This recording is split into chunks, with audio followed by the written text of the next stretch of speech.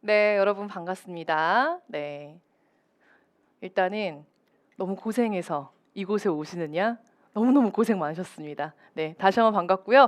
저는 에듀윌에서 이제 교육청 면접을 진행하는 김소영입니다. 반갑습니다. 안녕하세요. 네, 안녕하세요. 또 유튜브 보고 계신 분들한테도 인사해야죠. 네, 안녕하세요. 자, 저희 오늘 교육청 전국권 관련해서 면접 특강 진행해 보도록 할 건데요. 여기 혹시 서울시 교육청 지원자분들 손 한번 들어볼까요? 서울시. 자, 경기도, 네, 인천시, 경북, 충남, 충북, 부산,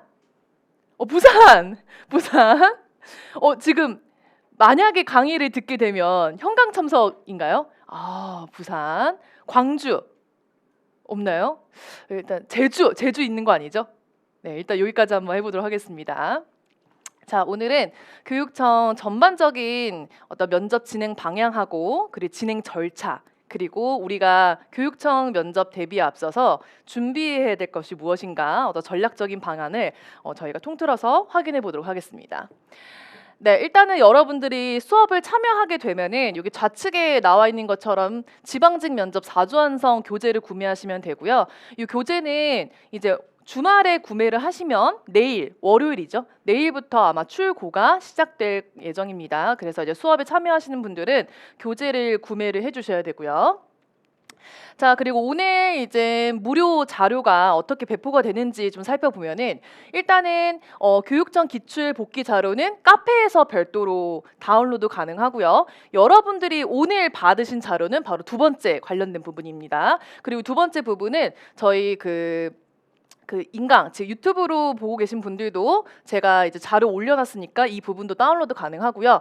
그리고 분야별 현안 자료집도 교육 분야 확인 가능하고 어서와 교행은 처음이지라는 교육행정 업무 매뉴얼이 나와 있는 자료집입니다. 이 부분도 제가 다운로드 가능하게끔 제가 카페에 다 업로드 해놨어요. 그래서 지금 유튜브를 보고 계신 분들 그리고 현장에 와 계신 분들도 모든 파일이 지금 현장에 제공된 건 아니기 때문에 카페에 들어오셔서 필요한 파일 다운로드 받으시면 좋을 것 같습니다. 특히 이 세 번째 관련된 내용은요. 앞으로 여러분들이 전 교육청에서 면접을 준비할 때 교육행정직에서 어떤 일들을 하는지 예산 관리는 어떻게 하는지 회계 관리 어떻게 하는지 업무 매뉴얼은 어떻게 진행이 되는지에 대해서 나와 있는 내용이기 때문에 이 부분은 여러분들이 확인하시면 좋을 것 같아요.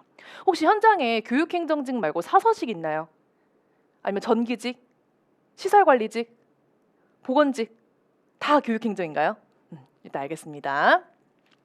자, 그래서 여러분들 들어가시면 이렇게 파일 다운로드 가능하게끔 구글 드라이브에서 확인 가능하니까요. 한번 보시면 좋을 것 같습니다. 자, 요거는 그 분야별 현안 자료집에 관련된 내용이고요. 자, 그리고 여러분 지금 현장에 계신 분들 중에서도 아직까지도 오픈 채팅방 입장 안 하신 분들이 있을 거예요. 뭐 유튜브 보고 계신 분들도 그렇고 오픈 채팅방 들어오시면 이제 앞으로 수업이 시작하게 되면은 다양한 여러분 뭐 교육 분야에 대한 정보 같은 것들 제가 다 오픈 채팅방에 업로드 드릴 예정이라서 여러분들 아직 입장을 안 하셨다면은 오픈 채팅방에 들어오시면 되고 검색하실 때 여기 검색창에다가 김소영 면접방이라고 검색하시면은 바로 입장 가능합니다. 참고로 이 방 같은 경우에는 수강생분들은 당연히 꼭 들어오셔야 되고요. 비수강생분들도 확인할 수 있는 자료를 계속 업데이트 해드리기 때문에 비수강생분들도 일단 참석 가능합니다. 알겠죠?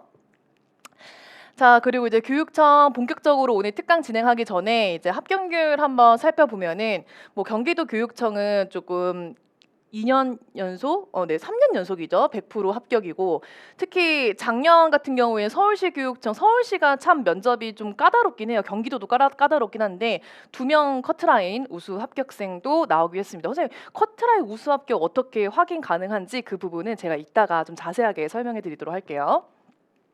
자, 오늘 특강 목차 한번 살펴보도록 하겠습니다. 일단은 여러분들이 현장에 오시기까지 내가 지원한 교육청은 어떤 방식으로 면접이 잘 진행되는지 모르시는 분들이 많잖아요. 그래서 교육청별로 면접이 어떻게 진행이 되는지 간단하게 개요 살펴보고 두 번째 회차에서는 좀 상세하게 청별로 한번 살펴보도록 하겠습니다. 그래서 이번까지는 여러분들이 지원한 교육청이 어떤 방식으로 면접이 진행이 되고 주로 나오는 주제 유형이 무엇인지도 좀 집중적으로 살펴본 뒤에 마지막 세 번째는 그럼 우리가 앞으로 교육청별로 면접을 준비할 때 준비사항과 그리고 전략적인 방안에 대해서 알아보고 마지막 네 번째 수업 시간에는 앞으로 제가 어떤 과정으로 교육을 진행할지에 대해서 설명을 하면서 무료특강 마무리할 겁니다. 이해되셨죠? 자, 교육청별 면접 유형, 개요 한번 살펴보도록 하겠습니다. 앞에 여러분 프린트물을 보이시죠? 전국 지도가 나와 있는데 지금 보시면은 빨간색은 즉답형이라고 표시해서 빨간색 지역 지금 어디죠, 여러분? 서울, 인천, 경기입니다. 서울, 인천, 경기 교육청의 공통점은 즉답형의 면접이 진행이 된다라고 생각하면 좋을 것 같고, 자, 노란색은 구상형인데 노란색 지금 어디죠? 경북입니다. 노란색은 바로 경북 지역은 구상형 형태의 면접이 진행이 되고요. 그 외 지역, 지금 보라색하고 파란색 지역이죠. 지금 강원, 충북, 세종, 충남, 대전, 전북, 광주, 전남, 경남, 울산, 부산, 제주는 공통적으로 자유형 형태의 면접이 진행됩니다. 근데 제가 자유형에서도요, 공통 파트와 개별 파트를 구분해 놨거든요. 이 부분도 제가 설명을 드리도록 하겠습니다. 그럼 지금 아니 내가 지원한 교육청은 즉답형이고 내가 지원한 교육청은 구상형인데 도대체 즉답형은 뭐고 구상형이 뭐야 이렇게 생각이 들 수 있잖아요. 자, 그 부분 설명드릴게요. 혹시 그 사범대 나오신 분들은 이제 여러분들이 이제 교사 면접 준비하실 때 이제 교육 쪽 파트는 이제 즉답형 구상형 면접이 진행하는데 실제로 교사 면접과 교육행정 면접이 되게 유사한 형태로 진행이 된다라고 생각하시면 좋을 것 같고, 자, 즉답형 면접은 서울시, 경기도, 인천시입니다. 이게 뭐냐면은 자, 보통 우리가 일반적으로 생각하는 면접, 일반적인 면접 생각해 볼게요. 보통 면접이 일반적으로 3대의 면접이 진행이 되고 교육청 면접이 아니라 일반적인 면접을 봤을 때 그냥 면접관이 뭐 자기소개 해보세요. 질문 던지면 지원자가 얘기하고, 맞죠? 뭐 면접관이 지원 동기 얘기해 보세요. 그럼 지원자가 얘기하고 막 공무원으로서 중요하게 생각하는 역량이 뭐예요? 라고 이렇게 답변을 해요. 이렇게 그냥 면접관이 현장에서 바로 질문 던지고 답변하는 이런 질의응답 형태는 자유형이에요. 오케이? 그럼 즉답형은 뭐냐? 자, 여러분들이 현장에 들어가면은 교실에서 면접을 보게 될 거예요. 교실에서 면접을 보는데 위에 책상이 있어. 책상이 있고 여러분들이 앉아야 되는 의자가 바로 있어요. 근데 책상 앞에 서류철이 있는 거예요. 서류철. 책상 앞에 서류철이 있어요. 이렇게 면접자가 있고 결제 파일에 서류철이 있어요. 그러면 서류철을 읽고 여러분 그 자리에 앉은 상태에서 앞에 있는 면접위원께서 자, 서류창 열고 결제 파일 오픈하고 결제 파일에 써져 있는 문항을 읽고 답변해 주세요. 이게 바로 뭐냐면은 즉답형이에요. 이해되셨어요? 다시 말해서 여러분들 책상 위에 이렇게 앞에 A4 용지가 들어가 있는 결제 파일이 있고 그 결제 파일에 1번 문항, 2번 문항, 3번 문항, 4번 문항 질문지가 있어요. 문항에 대한 질문지가 있고 여러분들은 1번 문항을 보고 답변하고 그 다음으로 1번 문항 답변이 끝나면은 다음으로 2번 문항을 보고 답변하고. 이해되셨죠? 이게 바로 즉답형이라는 거예요. 무슨 말인지 이해됐죠? 자, 근데 문항지가 있다라는 말은 무슨 말일까? 모든 전 교육행정 지원자의 질문이 동일하다는 거예요. 자, 우리가 일반적으로 생각하는 이 자유형 면접 같은 경우에는 지원자별로 질문이 좀 달라요. 그러니까 면접관이 묻고 싶은 질문 던지죠. 뭐 예를 들면 지원자한테 봉사활동 경험 있어요? 이렇게 물어보고 봉사활동 경험을 예를 들어서 교육봉사를 했다. 교육봉사하면서 힘든 점 없었나? 이렇게 물어보기도 하고 또 다른 지원자는 사회생활하면서 갈등 경험 있어요? 하고 그 갈등 경험을 해결해 나갈 때 가장 중요하게 여기는 기준이 있다면 무엇이 있을까요? 라고 하면서 지원자별로 일반적으로는 다른 질문을 던져요. 맞죠? 근데 즉답형을 보는 이 교육청은 질문지가 다 정해져 있다는 거야. 이 말은 뭘까요? 상대평가하겠다는 얘기죠. 똑같은 질문을 보고 지원자가 다 답변하는데 답변이 다 객관적으로 똑같지 않을 거 아니에요. 어떤 지원자는 의견 중심형으로 이야기하는 지원자가 있고 어떤 지원자는 지식 중심형으로 이야기하는 지원자가 있고 또 어떤 지원자는 지식과 의견을 같이 얘기를 하는데 다양한 관점에서 풀어내는 지원자가 있고 답변의 퀄리티가 엄청난 차이가 있습니다. 그래서 상대평가가 진행이 돼요. 이해되시죠? 이게 바로 즉답형이에요. 자, 그럼 서울시는 이제 23년도까지만 해도 15분이었거든요. 근데 작년에 12분으로 변경이 됐어요. 그러면은 이거는 뭐냐면 제한 시간이라는 거예요. 자, 서울시는 결제 파일의 문항지가 8문항이 있다는 거예요. 그럼 8문항을 12분이라는 시간 내에 본인이 분배해서 얘기해야 돼요. 이해되셨죠? 그러면은 한 문항당 이야기하는 시간이 약 1분 30초가 될 거예요. 이해되셨죠? 다음으로 경기도는 10분 내에 제한 시간이 있습니다. 그럼 10분 동안에 경기도는 문항이 5문항밖에 없어요. 그 한 문항당 답변해야 되는 시간이 몇 분이에요? 2분이 되는 거예요. 무슨 말인지 이해되셨어요? 이거를 시간 안배를 되게 잘해야 돼. 만약에 내가 1번, 2번, 3번, 4번, 5번 이렇게 답변을 해 나가는데 내가 특정 문항의 시간 분배를 잘못해서 10분이 딱 타임워치가 종료가 됐는데 4번 문항 끝났어. 그러면 5번에 대한 기회가 있을까 없을까요? 없습니다. 그냥 끝나는 거예요, 면접. 이 지원자는 5번 답변 못하고 끝나는 거예요. 그래서 교육청 면접 중에서도 특히 즉답형하고 구상형 면접이 어려운 첫 번째 이유가 뭐냐면 시간 분배가 되게 중요하다. 알겠죠? 시간 분배가 굉장히 중요하다라는 거예요. 마찬가지로 인천시는 7분이라는 제한 시간이 있고 문항 수는 3문항밖에 나오지 않는다. 그럼 한 문항당 답변하는 시간이 2분 30초가 되는 거예요. 만약에 2분 30초로 얘기를 해야 되는데 지원자가 막 1분 했어요. 그럼 3분 만에 답을 끝냈어. 그럼 지금 4분이 남죠. 그냥 시간 버리고 끝나는 거예요. 면접관이 4분이 남았는데 물론 4분 남는 분은 없어요, 여러분. 4분 남는 분들은 없고 남아도 한 1, 2분 남는 케이스는 있거든요. 4분까지 남는 경우는 없는데 만약에 4분이 남았다 치면 면접관이 기회를 줄 때도 있고 주지 않을 때도 있어요. 그러니까 기회를 준단 말은 뭐냐면 새로운 뉴 질문을 던진다는 게 아니라 생각보다 좀 일찍 끝났는데 보충하고 싶은 문항 있으면 보충하세요. 이렇게 기회를 줄 때도 있고요. 주지 않을 때도 있어요. 형평성에 의해서. 그럼 이 지원자는 그냥 답변을 부실하게 하고 끝낸 겁니다. 무슨 말인지 이해되셨어요? 자, 그러면 지금 서울시 같은 경우는 지금 8문화니까 뭐 1분 좀 내외라고 치고 1분 30초라고 이제 가정을 해볼게요. 자, 각각 제한 시간이 있고 답변해야 되는 시간의 길이가 정해져 있잖아요. 자, 근데 여기서 이제 수험생들이 어려워하는 두 번째 이유는 뭐냐면 여러분들이 지금 이렇게 시간을 안배해서 내가 잘 답변을 해야 되는구나 정도만 지금 이해를 하고 있잖아요. 여기서 우리 한꺼풀 더 나가야 돼. 질문이 예를 들어 이런 질문이 나왔어요. 자, 최근 공직사회에서는 생성형 AI 이용을 많이 한다. 그럼 생성형 AI 이용을 했을 때 본인이라면 본인이 이 프로그램을 이용을 한다면은 어떻게 이용할 것인가라고 열린 개방형 질문이 나오거든요. 이거를 2분 30초를 끌고 가야 돼요. 여러분 참고로 우리가 1분 정도 답변을 잘한다라고 했을 때 제가 1분 답변에 이게 말을 빨리 하지도 않고 반대로 느리게 하지도 않고 딱 지금처럼 적당한 속도로 이야기를 한다라고 했을 때 10포인트 기준 10줄이 나와요. A4 용지. 1분. 여러분들이 한글하고 워드 타이핑 하잖아요. 그렇죠? 10포인트 기준 10줄 내외 하면은 1분 답변이 나와요. 그럼 2분 30초 뭐야? A4 용지에 3분의 2 분량을 얘기한다는 얘기입니다. 그러니까 생각보다 어떻게 해요? 답변의 양이 굉장히 길죠. 그렇죠? 자, 요게 이제 그래서 어려운 거예요. 자, 그리고 세 번째 어려운 점. 자, 답변의 분량이 길어지면 길어질수록 우리가 답변을 논리정연하게 이야기하는 게 이 교육청 면접의 핵심입니다. 그러니까 논리정연하게 이야기한다는 의미라는 건 무엇이냐면은 주술 관계를 맞추라는 게 아니에요. 구조적인 답변을 의미하는 겁니다. 다양한 관점에서 예를 들어서 되게 쉬운 질문 중에 하나인데 요즘 공직사회에서 청렴성을 굉장히 중요하게 생각하고 있는데 청렴성이 훼손되는 원인과 본인이라면 이 부분을 어떻게 개선할 것인지 얘기해 보세요.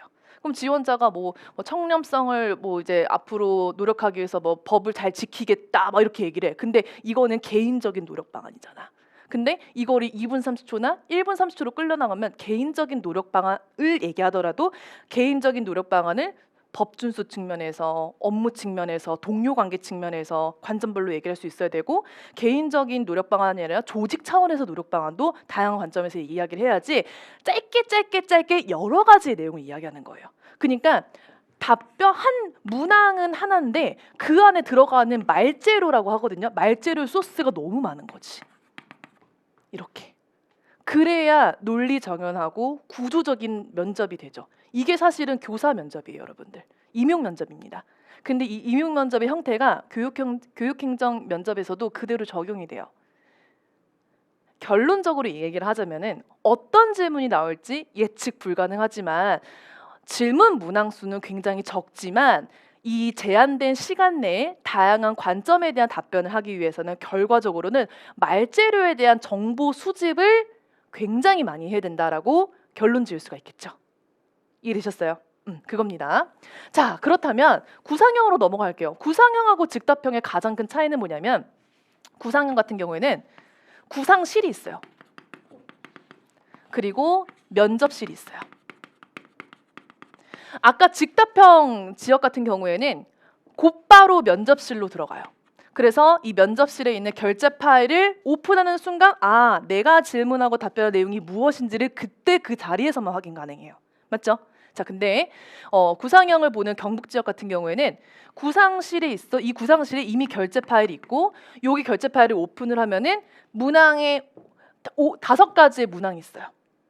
그래서 5분 동안 내가 어떻게 답변할지 미리 머릿속으로 생각하는 시간을 주는 거예요. 그러니까 미리 문제를 주는 거예요. 생각할 시간 주는 거예요. 생각할 시간 주고 그 다음에 장소를 이동해서 앞에서 봤던 결제 파일을 그 자리에서 면접관한테 얘기를 하는 게 구상형입니다. 이게 가장 큰 차이가 있는 거예요. 그리고 마지막 자유형 면접 같은 경우에는 앞서 초반에 제가 설명을 드렸던 면접관이 자유롭게 질의응답을 하는 그 과정입니다. 근데 자유형도 조금 많이 변화하고 있어요.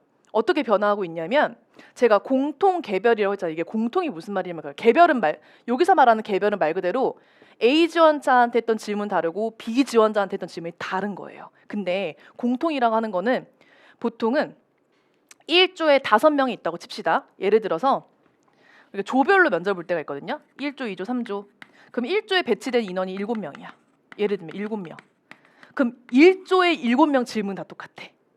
그리고 1조하고 2조 질문 다 상이에요. 2조, 3조 질문 다 상이야. 하지만 2조에 7명 질문 다 똑같은 거야. 그래서 여기가 1조, 2조, 3조라고 하면 1조한테는 지원 동기, 자기소개, 교육행정직으로 중요한 역할 이런 거 똑같이 물어보고 7명한테. 2조한테는 청렴성이 중요한 이유라든지 적극행정의 사례 얘기해 보세요. 그리고 뭐 교육특별회계비에 대해서 얘기해 보세요. 이런 거 질문 들어가고 3조도 다른 거 나오고 그 조별로 질문은 다르지만 대신에 그 조에 해당되는 인원은 공통 질문으로 가는 거죠. 단 즉답형하고 구상형의 차이점은 뭐냐면은 이 즉답형과 구상형은 결제 파일을 보고 얘기하는 것과 그리고 자유형은 그냥 면접관이 질문을 던지는 거예요. 이해되셨죠? 그게 가장 큰 차이가 있습니다. 그리고 자유형은 좀 질문이 좀 쉬워요. 제가 질문이 쉽다고 이야기한 기준을 조금 천천히 설명을 드리도록 하겠습니다. 이미 질문지가 정해져 있다고 하더라도 이 자유형에 해당되는 교육청의 질문의 난이도는 제 기준에서는 하에 속해요. 제 기준에서는 하에 하 중도 가끔 이긴 하지만 거의 중하 정도 난이도가 되게 높지 않아요. 오히려 즉답형하고 구상형을 보는 지역이 상중에 가깝습니다. 그거는 질문의 퀄리티 차이 있는 거거든요. 어떤 질문하느냐, 그러니까 지원자가 잘 이해가 되도록 하는 질문하느냐, 이해가 잘 되지 않도록 하는 질문하냐, 그런 어떤 질문의 추상성과 구체성의 차이가 있는데 그거는 좀 예시를 보면서 설명을 드리도록 하겠습니다. 여기까지 간단한 개요 이해되셨죠? 이렇게 진행이 됩니다. 그래서 이런 식으로 있고요. 자, 요거는 이제 실제로 면접실을 이제 구상한 거예요. 면접실이고요. 요거는 이제 즉답형하고 구상형을 보는 그 교육청의 면접실을 들어간 거고 교실에서 면접을 보고요. 입실문하고 퇴실문이 있고 면접자가 있고 면접위원이 있고 면접위원이 이제 시작 시간과 종료 시간을 안내해 준 역할을 합니다. 이렇게 진행이 돼요. 자, 그리고 이거는 뭐 수업 시간에 제가 설명을 드릴 건데 뭐 이제 면접관이 결제 파일을 펼친 후에 질문지 보고 대답하세요 라고 하고 면접관이 1번 문항, 각 문항별로 조금 읊어주십니다. 그래서 1번 문항의 내용은 어떤 내용입니다. 답해 주세요. 그럼 지원자가 면접관이 읽어줄 때 지원자도 눈으로 보면서 읽는 거죠. 귀로도 듣고 눈으로도 보고. 그래서 하고 네 1번 문항 답변하겠습니다. 이렇게 얘기하는 거예요. 알겠죠? 이런 식으로 요거는 뭐 제가 수업 시간에 자세하게 설명해 드릴 거니까. 자, 여기까지가 이제 교육청별로 면접이 진행되는 개요에 대해 설명을 드렸어요. 자, 그러면은 청별로 면접 진행 절차를 좀 상세하게 설명드리기 전에 또 중요한 부분이죠. 어떠한 기준으로 여러분들 평가하는지 평가 방식 기준 한번 살펴보고 가겠습니다. 자, 우리가 교육청 같은 경우에는 평가 기준이 5가지로 여러분들을 평가하게 돼요. 그래서 5가지 해당되는 질문지가 있다는 겁니다. 그러니까 예를 들어서 1번이 뭐냐면은 공무원으로서의 정신자세를 갖춘 지원자인지 그렇지 않은 지원자인지를 구분하는 질문을 던진다는 거예요. 그러면 공무원으로서의 정신자세에 관련된 질문이 어떤 것들이 있냐? 우리가 가에 관련된 공무원으로서의 정신자세에 관련된 질문이 크게 지식형, 그리고 의견형, 그리고 역량형으로 우리가 크게 구분이 되는데 이 지식에 관련된 질문이 상대적으로 조금 많이 나와요. 예를 들면 이런 거예요. 지식이라고 치면은 크게 우리가 제도, 그리고 규정, 그리고 현안 이렇게 구분할 수 있거든요. 그럼 예를 들면 제도라는 건 이런 거죠. 뭐 예를 들면은 공직 사회의 제도를 알고 있느냐 그걸 물어보는 거예요. 무슨 말인지 알겠죠? 그럼 예를 들면은 적극행정, 뭐 예를 들면 서울시 교육청의 적극행정의 개념과 적극행정 사례에 대해서 얘기해 보세요. 그러니까 적극행정 우리 교육청 그 여러분들 필기 시험할 때 배운 적 없잖아요, 그죠? 그러니까 그런 것들을 우리가 배운 적 없잖아요. 적극행정 뭔지 모르잖아요, 그죠? 이런 것들을 우리가 알아야 돼요. 알아야지 적극행정의 개념이 뭔지 개념도 얘기할 수 있고 서울시 교육청이나 경기도 교육청이나 사례를 얘기할 수 있고 아니면 요즘에 다 전국적으로 공직사회에서 강조하고 있는 게 규제 혁신이잖아요.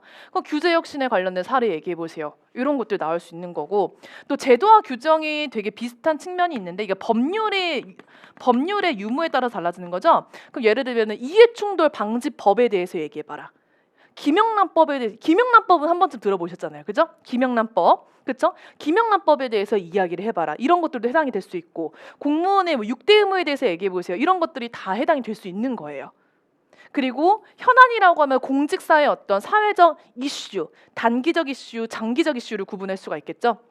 그러면 우리가 저는 이제 좀 장기화가 되고 가 있는 것 같은데 한 최근 2, 3년 된 가장 큰 이슈는 MZ 공무원 퇴사 이런 것들 우리가 생각을 해볼 수가 있을 거고 그리고 그리고 최근 단기적인 어떤 현을 얘기한다면은 이런 생성형 AI를 여러분들 조직에 적용이 되었을 때 장단점 이런 거는 공직사의 가장 큰 이슈 중에 하나이거든요. 예를 들면 이런 것들도 우리 해당이 될 수 있겠죠. 이런 다양한 주제의 질문이 나오면 그 질문을 보거나 듣고 지원자가 답변하는 형태라고 생각하면 좋을 것 같습니다. 여러분 지금 지식밖에 설명 안 드렸어요. 자, 의견은 뭐예요? 뭐 이런 거 있잖아요. 지원자가 생각했을 때 공무원의 장단점에 대해서 얘기해봐라. 예를 들면 이런 것들, 지원자의 견해를 묻는 질문이죠. 이런 것들. 그리고 아니면은 뭐 그런 거 있잖아요. 만약에 상황 제시형도 해당될 수 있는데 만약에 정말 친한 동료가 부정행위하는 것을 목격을 했을 때 지원자 어떻게 하시겠습니까? 이런 어떤 특정 상황에서의 지원자의 대응 능력을 확인해보는 견해도 확인해볼 수 있겠죠. 그리고 역량이라고 한다면 이제 공직 역량을 의미하는 건데 지원자가 갖고 있는 공무원으로서의 본인의 어떤 강점 역량에 대해서 얘기해 보세요. 이런 것들이 다 모두 이런 다양한 질문들을 통해서 지원자가 공직사로서의 어떤 윤리관을 잘 함양한 지원자인 것 같아라고 판단이 되면 상을 주는 거고 뭐 그냥 썼어 이러면 중을 주는 거고 아닌 것 같은데 이러면 하를 주는 거예요. 이해되셨어요? 자, 나 한번 가보겠습니다. 나 전문 지식과 그 응용 능력입니다. 사실은 나가 되게 중요해요. 나가 되게 중요한데 자, 나에는 크게 우리 구분이 이렇게 할 수 있죠. 교육청과 직렬입니다. 직렬. 우리가 교육청에 지원하더라도 교육행정직도 해당이 되고 전기직도 해당이 되고 시설관리직도 해당이 되고 사서직도 있고 보건직도 다양하잖아요. 그 직렬을 의미하는 겁니다. 자, 교육청은 뭐예요? 여러분들 지원은 지원교육청을 의미하는 거겠죠. 그럼 교육청에서 주력하고 있는 현안이 알고 있는지 제도에 대한 것을 알고 있는지 예를 들면 근데 특히 직답형하고 구상형을 보는 청 같은 경우에는 요 나에 대한 비중이 굉장히 높다라고 생각을 해주셔야 돼요. 뭐 예를 들면 이런 거죠. 뭐 최근에 기후 위기가 굉장히 심화되고 있는데 기후 위기가 심화될 때 학교에서 할 수 있는 역할에 대해서 얘기해봐라. 예를 들면 이런 것들. 그리고 최근에 교육청에서는 학생의 자율성을 많이 강조하고 있는데 그 자율성에 관련된 학교의 어떤 정책이라든지 지원자가 교육행정직으로서 할 수 있는 역할에 대해서 얘기해봐라. 이런 것들이 제도이자 현안인 거죠. 근데 사실은 지금 제가 예시를 들어드린 질문을 잘 들어보면 최근에 학교에서는 학생의 자율성을 굉장히 많이 강조하고 있는데 이와 관련된 제도와 교육행정직으로서 역할을 얘기해 보세요. 짬뽕 됐죠? 짬뽕형이 많이 나와요. 혼합형, 복합형, 알겠죠? 그런 식으로 많이 나옵니다. 원래는 각각 질문이 나오면 이런 거죠. 뭐 예를 들면 최근에 교실 내에 학급 과밀이 굉장히 큰 문제인데 이 문제 해결 방안 얘기해 보세요. 이거는 뭐예요? 그냥 이거 현안 자체를 물어보는 거잖아요. 맞죠? 그리고 뭐 제도 얘기하면은 서울시가 최초로 기후위기 교과서 발행했는데 기후위기 교과서에 대한 장단점 얘기해봐라. 이건 제도 자체를 물어보는 거잖아. 그치? 그리고 직렬은 뭐예요? 교육행정직으로서의 어떤 지원자의 강점을 얘기해보세요. 이거는 이렇게 지금 제가 들어든 예시는 각각의 질문인 거예요. 근데 이런 각각의 질문을 받기도 하지만 특히 즉답형과 구상형을 보는 교육청은 혼합형이 많이 나온다. 이렇게 생각하면 좋을 것 같아요. 무슨 말인지 이해되셨죠? 자, 요게 이제 라에 대한 거고, 자, 라는 뭐냐면은 이제 라도 좀 요즘에 출제 비중이 굉장히 높아요. 라도 출제 비중이 높아요. 자, 라는 이제 크게 조직과 이제 개인으로 구분이 돼요. 그러니까 조직 내에서의 지원자의 인성, 개인은 개인 스스로에 대한 인성 관리를 의미를 하는 거예요.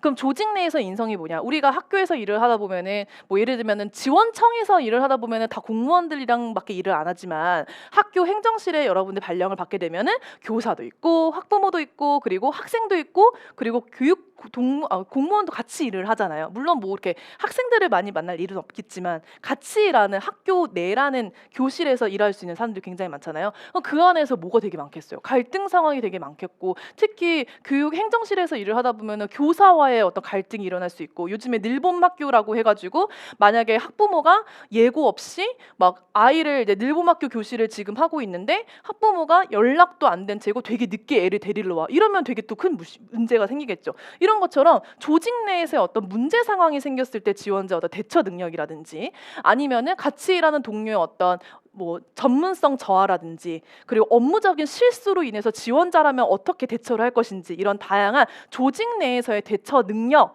지원자의 인성 능력을 평가하는 게 바로 라에 대한 거고요. 개인이라고 한다면 이제 개인 스스로에 대한 관리를 의미하는 건데 요거에 관련된 단적인 질문은 그런 것들이 있죠. 지원자의 어떤 스트레스 해소법이라든지 혹은 지원자가 어떤 상황에서 자기 관리를 어떤 상황에서 본인이 가장 큰 스트레스를 받고 그때 어떻게 대응을 하는지 이런 것들인데 최근에 이런 질문이 나오는 경향보다는 이 조직 내에서의 지원자의 인성을 평가하는 질문의 경향이 훨씬 더 높아졌습니다. 그래서 요걸 많이 물어볼 거예요. 요거를 알겠죠? 자, 그리고 창의력, 의지력, 발전 가능성입니다. 이건 지원자의 이제 자기개발 능력을 의미하는 건데 지원자가 요즘에 제가 아까 지나가는 말로 적극행정이라는 예시를 들었는데 적극행정이라는 게 뭐냐면 어떤 학교 행정에서 어떤 문제가 생겨요. 혹은 뭐 문제가 지금 즉각적으로 발생할 수 있다. 예를 들면은 갑자기 에어컨이 고장이 났는데 학교에서 에어컨이 고장이 났어. 근데 물론 이 고장 났는 거 교육행정직의 역할은 아니죠. 시설 관리가 해야 될 일이지만 여러분들이 수도권이 아니라 조금 밑에 있는 지방에 있는 교육청 학교로 발령이 날 때는 학교에 교육행정직 혼자밖에 없을 수도 있어요. 그러면 본인이 교육행정직이지만 시설관리라는 업무를 해야 될 때도 있거든. 그러면 만약에 지금처럼 TV가 고장났거나 에어컨이 고장났거나 이런 고장된 어떤 문제가 발견되면 즉각적으로 이걸 수리를 해야 되는 요청을 해야 될 때가 있어요. 근데 그걸 안 하고 막 놀고 있고 그냥 뭐 언젠간 되겠지 하고 모른 채 한다면 이거는 소극행정이라고 생각을 하면 좋을 것 같아요. 가장 단적인 예시입니다. 그래서 어떤 문제 현황이 발생이 되었을 때 적극적으로 문제를 해결해야 되는 행위도 적극행정의 행위라고 해당이 되고 또 다른 어떤 측면으로는 꼭 문제를 해결해야 하기보다는 예산을 조금 축약할 수 있는 측면에서도 우리가 적극행정이라고 얘기를 해요. 예를 들면 요즘 학교 행정실이라든지 교육청에서도 이 조명을 LED 전구로 많이 바꾸기로 하는데, 이 LED 조명으로 바꾸게 되면은 굉장히 효율성은 굉장히 높아지지만 단점은 초기 비용이 많이 들어요. 그죠? 그러면 우리가 초기 비용을 최소화시키면서 이렇게 LED 조명을 바꾸어서 장기적으로는 전기 효율성을 높일 수 있는 이런 방안을 굳이 내가 찾아본다. 이런 것들도 적극 행정의 행위 중에 하나가 되겠죠. 이런 것처럼 지원자가 입직을 하고 나서도 끊임없이 전문성을 자기 개발하고 노력할 수 있는 사람인가라는 것들을 확인하기 위한 질문을 던진다는 거죠. 예를 들면은 교육행정직으로서 입직 후에 어떤 노력을 할 것인지, 전문성 향상을 위해서 본인이 어떤 자격증을 취득할 것인지, 이런 질문이 들어온다는 겁니다. 무슨 말인지 이해되셨어요? 자, 그러면 이 5가지 기준에 의해서 평가를 하는데, 지금 제가 예시를 들어드릴 때 한 가지는 제외하고 예시를 들어드렸죠. 한 가지 다에 대한 부분인데, 의사표현의 정확성과 논리성 부분 제가 누락하고 얘기를 드렸어요. 이유가 뭐냐면 지금 제가 여러분들에게 설명을 드릴 때는 각각 예시를 들어드렸죠.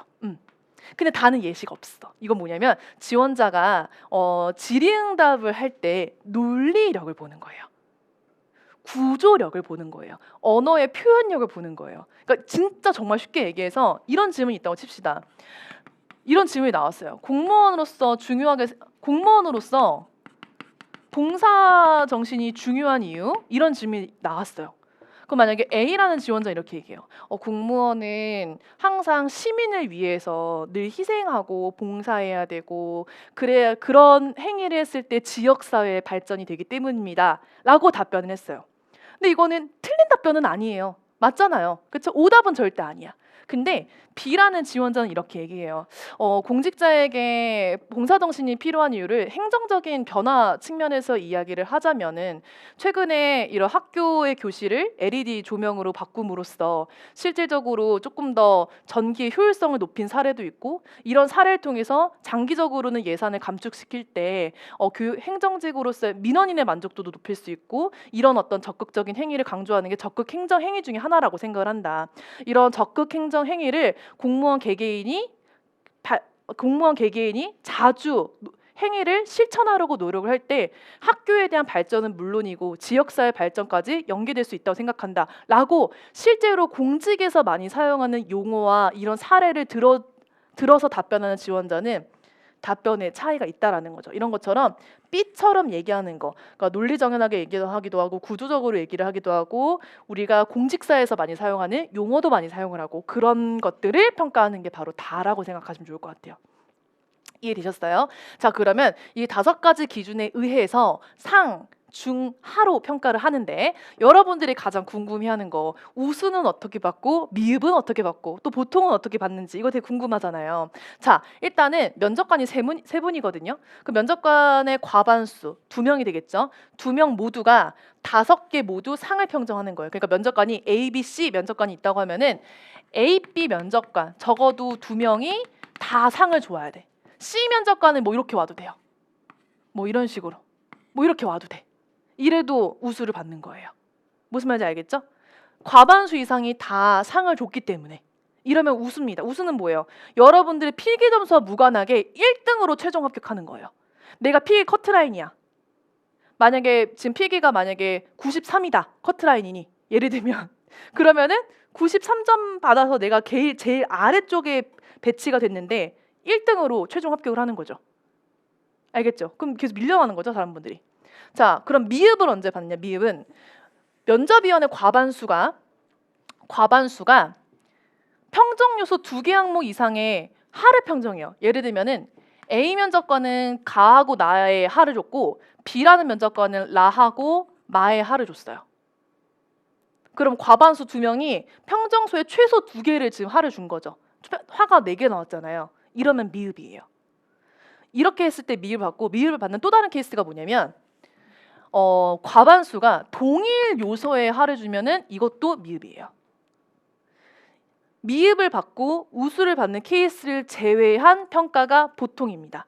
그럼 보통은 뭐예요? 필기 성적 순대로 합격을 하는 거죠.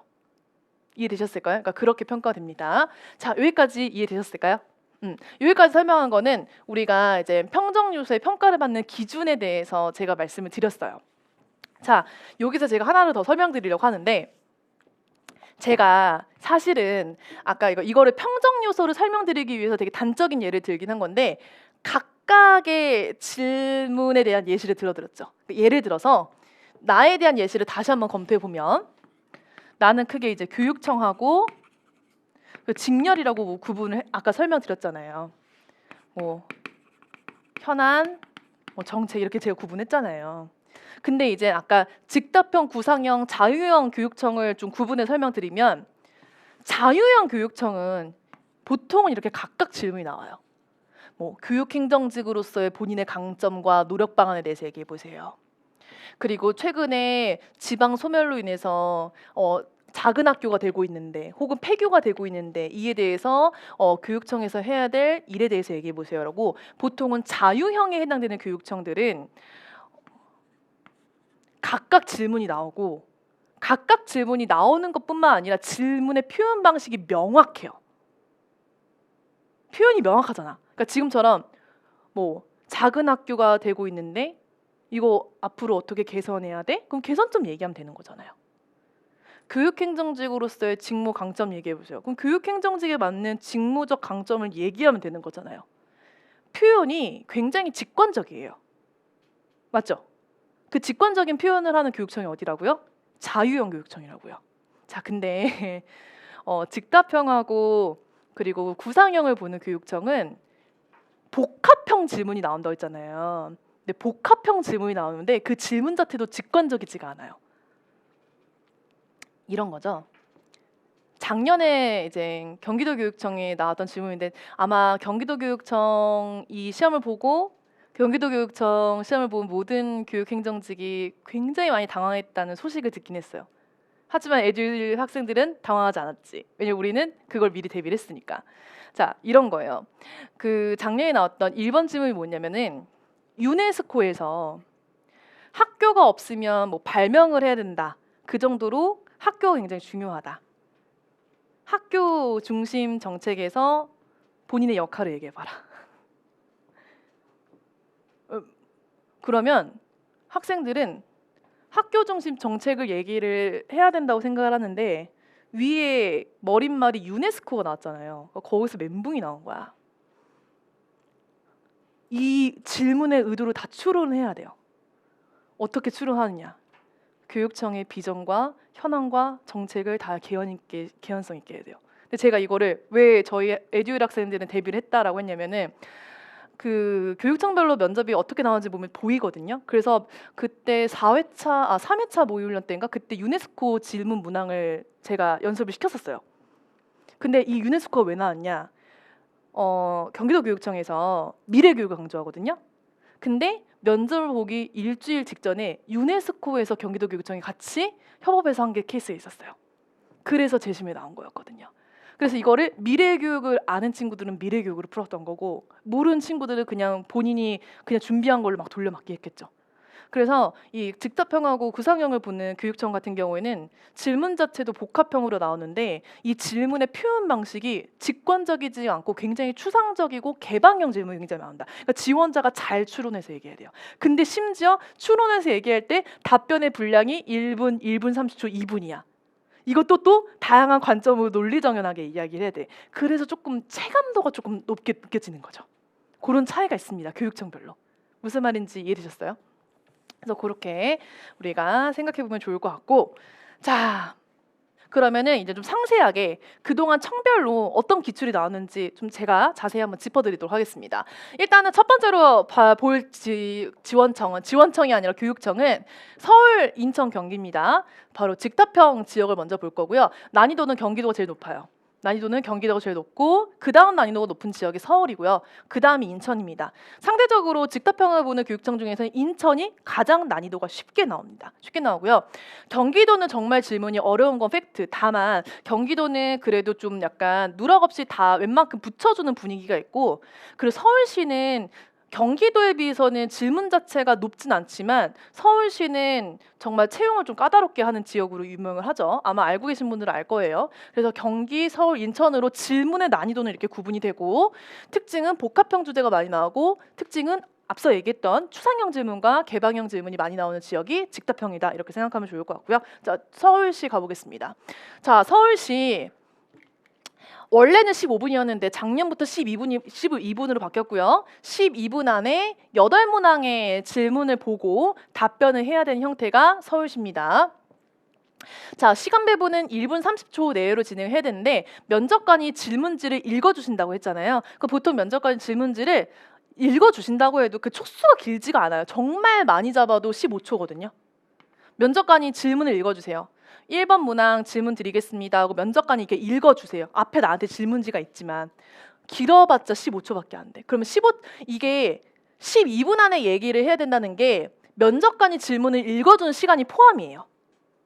알겠죠? 그럼 지원자는 실질적으로는 1분 15초 정도로 답변하면 되는 겁니다. 알겠죠? 그렇게 하면 될 것 같고 면접관은 3명이고요. 출제 유형은 3개년을 고려해 봤을 때 공직에 관한 출제도 나오기도 했었고요. 작년에는 안 나왔지만 민원에 관련된 거, 정책사업 관련한 거, 현안에 관련된 거. 근데 지금 3개년 연속으로 나온 게 뭐예요? 정책사업 현안이죠. 얘네들은 올해도 나올 확률이 높다라는 거예요. 그리고 조직형은 인성형은 안 나왔어요. 그러면은 이게 안 나온다고 해서 준비를 안 하면 안 돼요. 준비는 해야 되는데 우리가 이 3개년 출제 유형을 보고 무엇을 고려할 수 있냐? 내가 공부를 해야 되는 우선순위를 결정할 수 있겠죠. 그럼 우리 1순위는 뭐가 돼? 정책사업형과 현안은 무조건 공부를 해야 되고 2순위가 민원, 3순위가 공직, 그리고 4순위가 조직 인성 이렇게 되는 거죠. 알겠죠? 이런 겁니다. 자, 서울시 한번 보겠습니다. 작년에 나왔던 기출 한번 살펴보면 이런 거예요. 자, 본인이 학원 업무를 담당하는 공무원이라 생각했을 때 이거는 학원 업무를 담당한다라고 했을 때 이건 학교 교무실이 아니라 학교 행정실이 아니라 지원청에서 근무하는 공무원이네요. 자, 기준에 미치지 않은 채로 자, 학원 설립 허가를 해달라는 민원이 있다면 어떻게 할 것인가? 참고로 이 1번 질문 난이도는 합니다. 상중하 중에서 하에 해당이 돼요. 이거 생각하면 돼요. 법과 규정에 어긋난 민원인, 떼쓰는 민원인 어떻게 할 거냐? 근데 여러분 항상 기억해야 되는 게 공무원은 1번이 뭐예요? 법 준수입니다.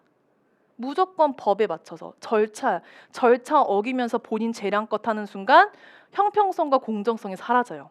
물론 이렇게 딱딱하게 얘기하면 1분 30초 답변 어떻게 하겠어요? 그에 대한 대응 방안도 있겠죠. 그래서 일단 원칙적으로는 준법 정신과 그리고 규정을 준수해서 당연히 허가를 해주면 안 되는 거는 원칙상 맞지만 대응 방안은 사실 있습니다. 이런 부분은 다 수업 시간에 교육을 해드릴 거예요. 그래서 1번 문항은 전혀 어려운 질문이 아니었어요. 자, 2번 내분학교 정책에 대해서 얘기해 보세요. 그리고 2-2번 이게 공통 2번 문항입니다. 이렇게.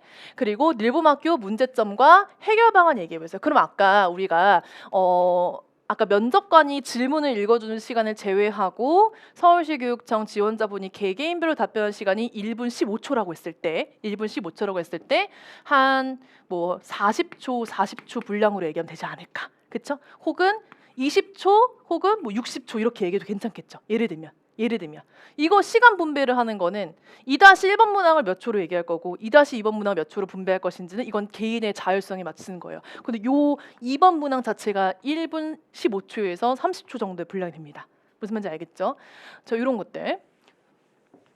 그래서 2번도 이제 어렵지 않았죠? 2번 문항 전혀 어렵지 않았고 3번 문항 2025년부터 디지털 교과서가 시행이 되는데 디지털 교과서의 장단점을 얘기해 보세요. 그리고 장점은 극대화시키고 단점을 줄일 수 있는 방안 얘기해 보세요.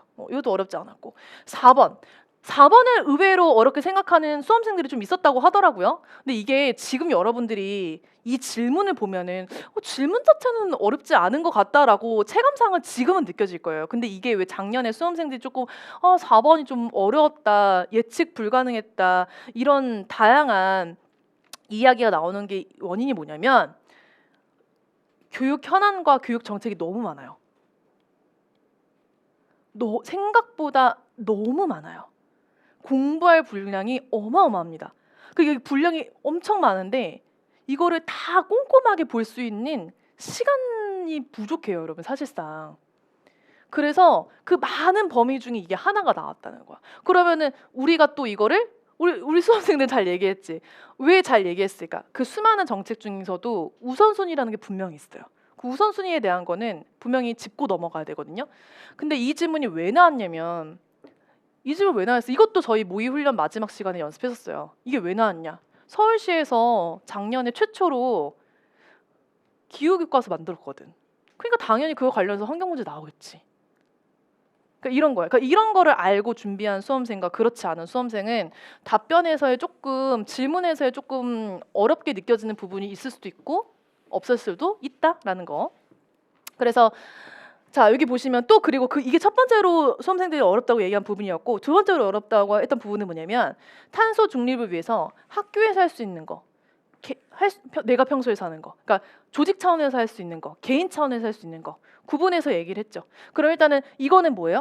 실제로 이런 탄소 중립, 이거 학교에서 하고 있는 여러 제도에 대한 이해도가 없으면 답변하기 힘든 거고, 그리고 개인적으로 평소에 내가 실천할 수 있는 방법들을 이거 생각하면 할 수 있어요. 뭐 텀블러 사용하기, 뭐 이면지 사용 안 하기, 이면지 사용하기, 이런 거 얘기하면 되는데, 이거를 지금은 생각할 수 있는데 그 현장에서 바로 답변해야 되나요? 제한 시간 안에. 그러니까 좀 체감적으로 어려울 수 있죠. 이런 것들. 자, 보겠습니다. 자, 그리고 23년도에는 1번 문항 쉬었어요. 서울시 교육청이 바라는 인재상, 그리고 노력 방안. 그리고 2번 보면은 정당하게 일처리를 했음에도 폭언하는 민원은, 이거 질문 왜 나왔을까? 그 23년도에 여러분들 굉장히 큰 핫한 이슈가 있었잖아요. 교사. 극단적인 선택을 해서 있었던 굉장히 큰 이슈가 있었던 해이죠. 그래서 나온 겁니다. 알겠죠? 자, 그리고 챗 GPT를 직무에 활용할 수 있는 방안. 사실은 이게 이제 작년에 나왔으면 많은 학생들이 준비했을 텐데, 이 챗 GPT가 질문이 23년도 8월에 나온 거잖아요. 그러니까 되게 아직 생소하던 시절이었어요. 그리고 정부에서도 챗 GPT를 본격적으로, 실질적으로 여러분들 일을 하다 보면 챗 GPT를 활용하는 그런 교육 같은 것들도 실질적으로 공무원들 교육하거든요. 근데 이때 당시에 23년도 8월에 면접 보잖아요. 그때 당시에 조금 생소했던 지문이라서 이것도 조금 어렵게 느끼는 수험생들 꽤 있었죠. 근데 이제 챗GPT가 아니라 이제 뭐 생성형 AI로 이렇게 워딩을 바꿔서 나오면 나올 텐데, 그렇게 이제 그 당시에는 이게 조금, 지금 봤을 때는 절대 어려운 문항이 아니었는데 그때 당시에는 좀 어렵게 느껴질 수 있는 문항이었습니다. 보시면 어때요? 최신형 문항이 되게 많이 나와요. 최신형 문항. 22년도 보시면 되고 21년도 나와 있습니다. 그리고 지금 서울시 같은 경우에는 문항이 8문항이잖아요. 마지막 4번 문항은 직렬별로 질문이 참고로 다르게 나옵니다. 뭐 예를 들면은 이거는 이제 교육행정, 보건직, 사저직 공통 문항이었고, 시설관리 질문도 이렇게 나왔습니다. 마지막 문항은 직렬별로 조금 다른 질문이 나온다, 이렇게 생각하시면 좋을 것 같아요. 이거는 어느 교육청이나 똑같이 그렇습니다. 마지막 문항은 어느 교육청이든지 직렬별로 다른 주제가 나옵니다. 교육행정직 질문 따로, 뭐 보건직 질문 따로, 시설관리직 질문 따로 다르게 나옵니다. 알겠죠? 자, 경기도 가보겠습니다. 10분 동안 질문 개수 5개고요. 그럼 총 시간은 2분이 될 텐데, 답변 개인이 하는 시간은 1분 30초에서 40초, 면접관이 읽어주는 시간은 15초에서 20초 빼면은 한 1분 40초 내외로 우리가 답변을 해주시면 좋을 것 같고, 자, 그리고 경기도 같은 경우는 출제 유형을 보면 3개년 연속 공직 관련된 주제가 나왔죠. 그리고 3개년 연속 직무 관련된 주제가 나왔고요. 그리고 2년 차로 민원 정책사업 현안 조직에서 되게 복합적으로 많이 나온다. 그래서 경기도는 굉장히 많이 나오는데, 특히나 요 공직하고 직무는 많이 나오기 때문에 이 부분은 집중적으로 우리가 우선순위로 우리가 준비를 할 필요가 있다라고 생각하면 좋을 것 같고, 경기도 1번부터 어려웠죠. 여러분 그거 아세요? 문항 1번이 어려우면 2, 3, 4, 5번이 안 보여요. 일단 1번에서 지원자가 심리적으로 굉장히 큰 당황을 했잖아요. 그러면 2, 3, 4번을 내가 알고 있는 문항이더라도 내가 갖고 있는 기량, 준비한 내용이 100% 발휘되지 못하는 케이스가 꽤 많아요. 그래서 작년에 경기도에서 1번 문항 많이 어려웠다, 끝나고 그런 평이 되게 많았다는 걸로 알고 있거든요. 이런 것들. 에어컨 틀었을 때 덥다는 민원, 춥다는 민원이 동시에 발생했다. 갈등 없이 해결할 수 있는 방안은, 이게 2번도 어려웠던 평이 많아요. 사실 2번 절대 어려운 질문이 아니었는데 왜 2번이 어려웠냐면은, 자, 답분 1분 40초 동안에 이거 2번 끌고 나가야 돼. 그래서 어려운 거예요. 그러니까 이 지문 자체가, 2번 질문 자체가 어려운 게 아니라 얘를 1분 40초를 끌고 가야 되는 거니까 어려운 거예요. 이걸 꾸역꾸역 얘기를 해야 되는 거예요. 꾸역꾸역. 알겠죠? 그럼 당연히 우리가 일반적으로 정말 쉽게 접근할 수 있는 건 뭐예요? 갈등 없이 해결할 수 있는 방법은 경청하고 어떤 부분이 문제인지 소통하고 이렇게 조율하는 방안이 가장 일반적인 답변이잖아요. 이거 제가 말했죠. 일반적인 답변. 이거 일반적인 답변 제가 좋아하는 답변 아닌데 대부분의 수험생들이 이렇게 얘기를 했을 거라는 거죠. 근데 이걸 1분 40초 동안에 어떻게 끌고 나가냐고. 그러면 단순히 소통을 잘하겠다는 답변이 절대 나와서는 안 되는 게 아니라 나와도 되는데 오프닝 멘트 정도로만 나오고 그것을 실무적으로 어떻게 해결할 것인지 실무적 단계적 해결 방안을 얘기해야지 1분 40초가 채워집니다. 무조건. 알겠죠? 그래서 좀 2번도 조금 난이도가 있었다라고 얘기를 했던 걸로 기억을 하고 3번은 너무 쉬웠죠. 경기도에 필요한 인재상, 그럼 경기도 인재상, 경기도 비전 얘기하면 되잖아. 경기도 비전을 엮어서 얘기하면 되는 거고. 4번도 너무 쉬웠지. 학교 업무 개선을 위해서 본인이 정책을 제안한다며. 그리고 마지막 5번도 어렵다고 했었어. 교육청이 자유롭게 쓰라고 3천만 원을 학교에 주었다. 그러니까 교육청이 3천만 원을 준 거예요. 지원청이라든지. 근데 이게 지역사회 및 교육 공동체가 소통과 공감할 수 있는 정책에 쓴다면 본인은 어떻게 하겠네. 그래서 사실 이 질문도 어려운 거 아니거든요. 그냥 이거 정책 문제 개선할 거 얘기하면 돼요. 근데 이제 우리가 준비했던 질문이 아니라 3천만 원의 예산을 근데 공감할 예산을 막 이렇게 가니까 어려운 거죠. 그래서 경기도가 질문이 조금 어렵습니다. 느껴지죠? 왜 어려운지?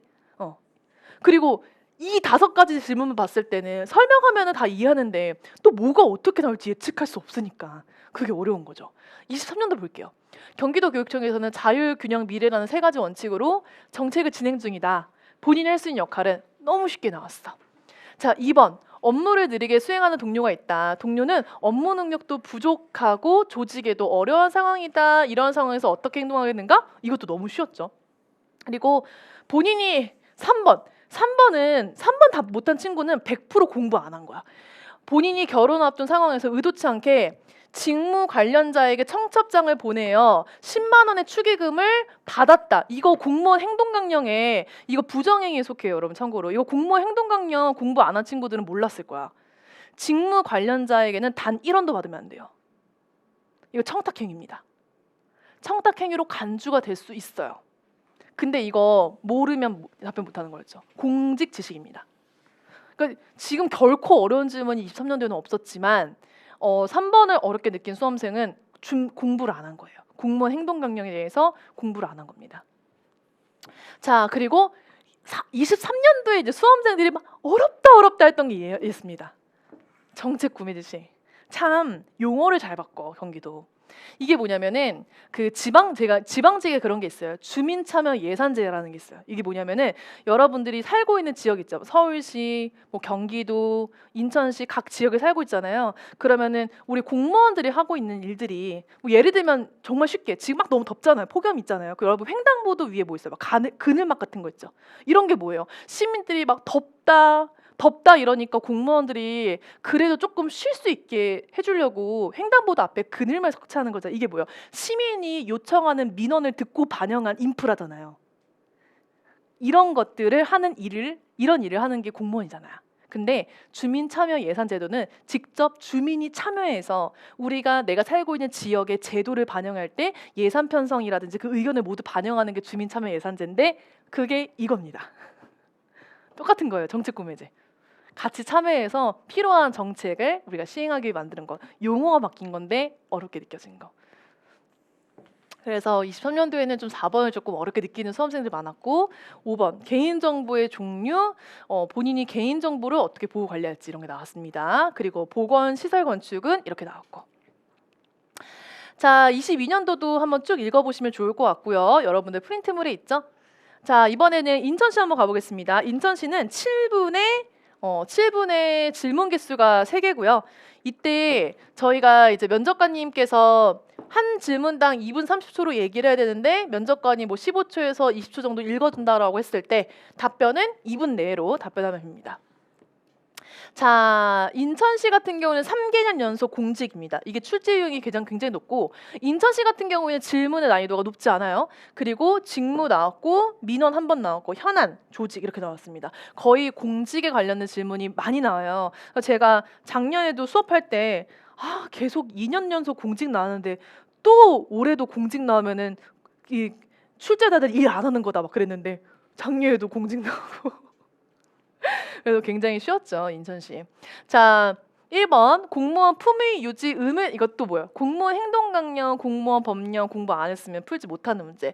공무원 품위 유지 의무에 대해 설명하고 구체적인 위반 사례를 이야기하세요. 근데 이제 수험생들에서는 사례를 몰랐으면은 답변을 못할 수 있는 건데, 품위 유지 의무에 훼손되는 기준이라도 알았으면 답변 못하지 않지. 그러니까 어떤 기준, 그러니까 공무원들이 품위 유지를 훼손시키는 기준이 있을 거 아니에요. 그럼 그 기준에 해당되면 품위 유지를 훼손시키는 거잖아요. 그러니까 공부 안 한 거죠.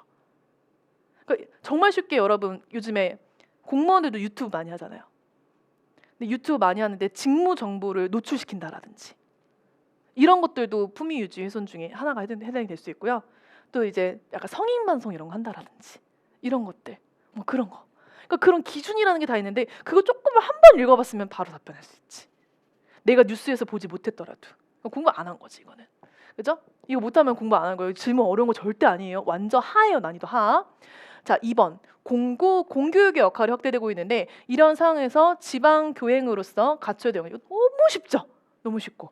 3번 생성형 인공지능 AI, 챗GPT, 그쵸? 이와 관련해서 교육행정직 공무원으로서 취해야 될 역량과 태도 자세 너무 쉬웠어. 다 예측 가능한 질문 내에서 다 나왔습니다. 그래서 24년도도 질문 자체가 어렵지 않았다. 그렇게 생각해 볼 수가 있고. 자, 23년도 보시면은 23년도 뭐예요? 단기 퇴직하는 공무원 비율고 왜 나왔어? MZ 퇴사 때문에 나온 거죠. 그쵸? 이것도 쉬웠고. 2번 너무 쉬웠죠. 적극행정 개념과 활성화 다 공직이잖아. 공직 현안, 공직 제도잖아요. 맞죠? 그리고 기피 업무 배정되었는데 타 부서 어떻게 협력할지 이것도 너무 예상 가능한 질문이다. 그래서 인천시는 그렇게 질문의 난이도가 높은 지역은 아닙니다. 물론 그런 건 있어요.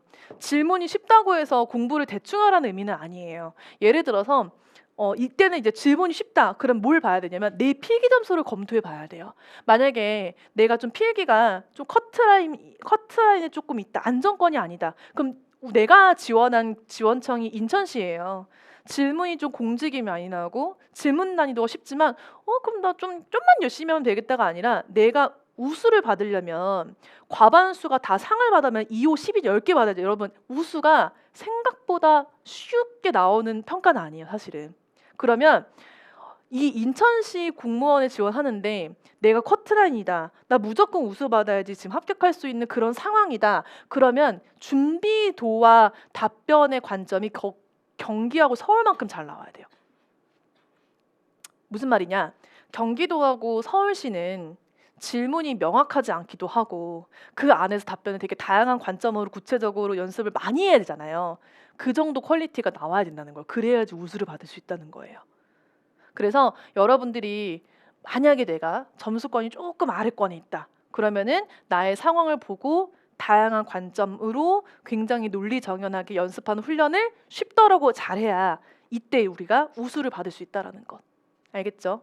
그리고 수험생분들이 많이 물어보는 것 중에 하나가 우수를 꼭 주나요? 미흡을 꼭 주나요? 이런 질문 많이 받는데 뭐 이번 채용에서 우수는 꼭 2명이어야 돼. 이번 채용에서 미흡은 꼭 2명이어야 돼. 이런 절대적인 기준이라는 건 없어요.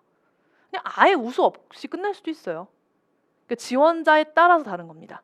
근데 상대적으로 우수를 받는 기준과 미흡을 받는 기준이 굉장히 까다롭다 보니까 그게 잘 안 나올 뿐이죠. 하지만 나오긴 나옵니다. 이번에도 국가직에서 저희 수강생 우수 2명 나왔어요. 그리고 지방직에서도 아까 서울시도 우수 2명 나왔고, 그렇죠? 그래서 우수를 받을 수 있습니다. 대신에 어떤 기준에서 우수를 받는지에 대한 기준을 알고 접근하고 훈련을 하면 좀 더 확실권에 우리가 접근을 할 수 있겠죠. 그렇게 생각하면 좋을 것 같고. 자, 22년도도 한번 쭉 보시면 좋을 것 같습니다. 자, 이번에는 구상형 볼게요. 구상형 지역은 경북밖에 없습니다. 구상형. 자, 경북 같은 경우에는 구상 시간 5분, 면접 시간 5분, 그리고 질문 개수 5개라서 한 문항당 1분으로 답변을 하는 겁니다. 알겠죠? 그래서 지금 경북 같은 경우에는 2년 연속 공직, 직무 이게 많이 나왔습니다. 이렇게 확인하시면 좋을 것 같고요. 자, 경북 한번 보겠습니다. 2024년도 공무원 마음가짐 아는 대로 말해보세요. 이거 되게 쉬운 질문이거든요. 근데 이걸 만약에 어렵게 느꼈다. 그러면 이것도 연습을 안 한 거야. 왜냐하면 이게 질문만 봤을 때는 도대체 뭘 말해야 되는지 모르겠거든요. 그쵸? 근데 우리가 조금만 준비를 했다면 공무원 마음가짐이라고 한다면은 우리가 알고 있는 공무원 뭐 6대 의무라든지 공직자로서 갖춰야 되는 어떤 공직 가치라든지 아니면 적극 행정을 추진해야 되는 어떤 중요성이라든지 다양한 문항에 있는 답변을 준비를 했기 때문에 그걸로 다 돌려막기 가능하겠죠. 근데 그냥 딱 이 질문 봤을 때 뭘 얘기해야 될지 되게 난해할 수 있는데 이것도 훈련을 많이 하면은 보입니다, 여러분. 답이. 그리고 학교 행정실 업무와 업무 수행을 위해 기울일 노력 이런 것들. 이거는 이제 지원청 업무 내용이 아니라 학교 행정실이라고 나와 있으니까 우리가 교실에서 학교에서 해야 되는 공무원의 교육행정직 역할. 그러니까 우리가 뭘 알아야 되냐면 결과적으로는 교육행정직으로 일을 하게 된다면은 지원청에서 근무할 수도 있고 학교 행정실에서 근무할 수도 있어요. 근데 많은 수험생이 그렇게 하더라고. 무조건 합격하면은 처음부터 지원청 안 보낸다. 무슨 소리? 우리 합격하자마자 지원청 간 친구들도 많은데요. 그거는 그냥 랜덤이에요, 여러분. 그래서 지원청에 발령이 날 수도 있고요. 학교 행정실로 갈 수도 있는데 각각이 하는 역할과 업무가 다르죠. 그걸 알고 있어야 돼. 근데 만약에 학교 행정실 공부 안 하고 지원청에서 하는 것만 공부했다면 이번 질문이 어렵게 느껴질 수도 있었겠죠? 그런 것들. 교육청이 시행할 정책에 주민이 반대할 경우 너무 많지 이런 경우. 그래서 어떤 특정 사례를 통해서 대안책을 같이 얘기해 주면 좋을 것 같고요. 그리고 공무원에 대한 처벌이 일반인에 비해서 엄격한 이유는 뭐예요? 당연히 우리가 공무원은 국민 전체에 대한 봉사자라는 의무 조항이 있고 우리가 하고 있는 모든 제도는 시민의 세금으로부터 우리가 시작이 된 일이잖아요. 그러니까 그런 다양한 기준과 답변을 얘기하면 되겠죠. 그리고 5번 대규모 사업을 진행하는 업무 담당자가 건강상의 이유로 국민이 업무 대가 결과적으로는 원인이 뭐든지 간에 이거 원인 되게 다양해요. 건강상의 이유, 출산의 이유, 휴가의 이유, 뭐 말은 핑계는 다양하지. 그러니까 결과적으로는 뭐예요?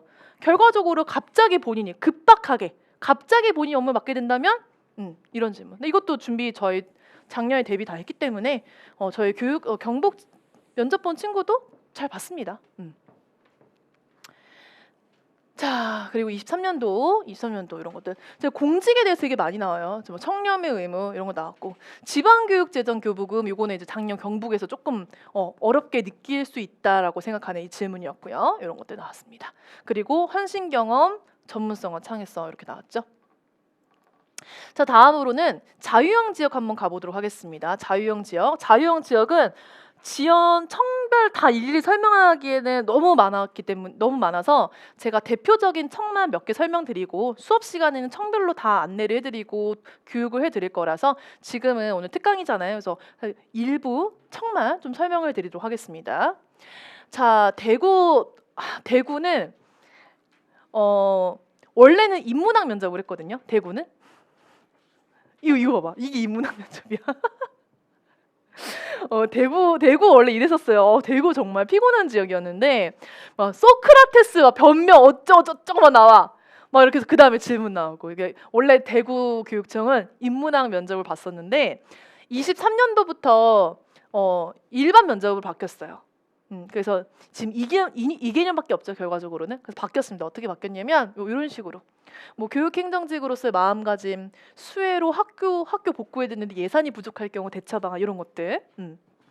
그래서 그냥 우리가 생각하는 일반적인 질의응답 형태로 바뀐 게 대구입니다. 그리고 우리 23년도 이런 거 나왔고 국제 바칼로레아 프로그램 이거는 지금 여러분들이 보면 어려울 수 있는데 대구시에서 밀고 있는 정책이니까 당연히 나왔죠. 이거 어려운 거 아니었습니다. 자, 그리고 세종시 같은 경우에는 지금 보통은 6개나 7개 정도 질문이 나온다라고 생각하면 좋을 것 같고 자, 이런 거 너무 쉬워. 너무 간단해. 뭐 자기소개, 지원 동기, 학교 업무 아는 대로, 겪은 시련과 극복하며 우리가 막 그냥 인터넷에서 많이 보는 그런 질문의 어떤 난이도가 나오죠. 뭐 급여 적고 워라밸 없는 왜 지원이냐? 이번 질문 지원 동기를 또 물어보고 있죠. 예를 들면 이런 것들. 그래서 세종은 절대 어려운 지역이 아닙니다. 자, 22년도 이런 게 나왔고요. 자, 충남은 5분 내외 면접 시간, 그리고 한 4-5개의 질문이 나옵니다. 이렇게 생각하면 좋을 것 같고, 자, 충남 같은 경우 예를 들면 이런 것들. 뭐 충남교육청 23년하고 26년 5대 정책 아닌 대로 얘기해봐라. 이런 것들. 적극행정과 소극행정이 있는데 적극행정의 개념과 그리고 적극행정에 대해서 더 많은 깊이 있는 답변을 해주세요. 그리고 학교 내 학생, 교원, 공무직이 있는데 이들과 갈등이 생겨서 대처 방안, 갈등 해결 방안. 그러니까 어렵지 않죠. 그러니까 지금 충남도 질문이 어렵게 안 나오고 있고, 자, 그리고 아까 부산 있다고 하셨잖아요. 부산도 공통 질문으로 나와요. 공통 질문. 그러니까 수험생별로 질문이 동일하다는 의미입니다. 알겠죠? 그래서 부산 잠깐 보면은 나왔죠. 뭐 MZ 세대들의 퇴사가 많고 사기업이 아니라 공직을 선택한 이유. 그러니까 결과적으로 지원 동기 얘기해 보라는 거예요. 지원 동기 얘기해 보라는 거고, 두 번째 질문은 부산교육청의 4대 역점 과제에 대해서 아는 대로 이런 것들, 그리고 살아오면서 어려움을 극복한 경험과 주도적으로 해결한 경험, 그리고 담당자가 패닉 온 상태에서 악성 민원인을 어떻게 대처할까? 그러니까 결과적으로 앞에 있는 문구 중요하지 않아. 결과적으로 뭐예요? 결과는 뭐예요? 악성 민원인 대응 방안이죠. 이런 것들. 그리고 교육 격차에 대해서 생각하는 본인의 정의와 해결 방안. 그러니까 교육 격차의 정의하고 교육 격차를 완화시킬 수 있는 어떤 교육청 내에서의 해결 방안을 의미하는 거겠죠. 그리고 지원 동기 물어보네요. 그리고 다른 교육청과의 차별점 이런 거 뭐예요? 부산시에서 선도하고 있는 제도 얘기해봐라 이거잖아요. 선도, 그렇죠? 선도하고 있거나 최초로 시행되거나 이런 것도 있잖아요. 그런 거 얘기해줘야 됩니다. 다른 지원청이랑도 똑같이 하고 있는 제도 얘기하면 면접관이 평가가 좋게 안 나오겠죠. 이런 것들. 그래서 부산도 그렇게 질문 난이도가 높지 않습니다. 광주도 그러니까 자유형 교육청은 조금 편하게 준비를 해도 괜찮죠. 질문 난이도 높지 않아요. 그래서 교육상 말해주시고 교육 시책 5가지, 그리고 동료가 질병 등으로 휴직하거나 장기가 자리를 비운다면 업무 과정에 대해서 어떻게 됐죠? 이거 아까 경북 5번 질문에 똑같은 거잖아. 아까 경북 5번 질문 기억나세요? 그 담당자가 뭐 이유로 본인이 업무를 맡게 되었을 때 비슷한 거잖아요. 그러니까 계속 비슷한 질문이 돌고 돌아요. 알겠죠? 법률적으로는 어긋난 건 없는데 업무에 대해서 상사와의 의견 다를 때, 상사와의 갈등이 생겼을 때 대응 방안입니다. 그렇죠? 이런 것들. 광주, 경남, 뭐 지원 동기, 주민 참여 예산 제도의 필요성과 2024 달라지는 점, 입직했는데 주무관이 능력이 무능력해서 업무 처리가 어려워졌고 그로 인해 직원들 간 갈등이 발생했다. 이거 너무 쉬운 질문이지. 그러니까 그냥 아까 얘기했던 본인이 업무가 담당했을 이 업무 비효율적인 업무 문제를 어떻게 효율적으로 업무를 증진하실 것인가, 효율적인 업무 개선 방안 얘기하면 돼요. 물론 지금 보면 질문 어려웠는데 수업 들으면은 어렵지 않아요. 이거 정말 쉬운 문항입니다. 참고로. 자, 그리고 공익신고자 보호자, 이거는 공직 현안이죠. 이거 갑질신고, 그쵸? 갑질신고. 그래, 이것도 예상 가능한 기출이었고, 면접 시간이 남았는데 마지막으로 하고 싶은 말이 있냐, 이런 식으로. 그래서 경남도 어렵지 않았습니다. 전남도 어렵지 않고 전북도 어렵지 않습니다. 그래서 자유형을 준비하는 이제 그런 청에 지원하는 분들은 공직 파트, 뭐 조직 파트, 직무 파트 기본적으로 많이 나오는 기출 위주로 좀 준비를 해주시면 좋을 것 같고, 그리고 직답형과 구상형을 보는 지역은 복합형 주제로 나오기 때문에 복합형 주제를 저희가 이제 전략적으로 준비하는 게 되게 필요해요.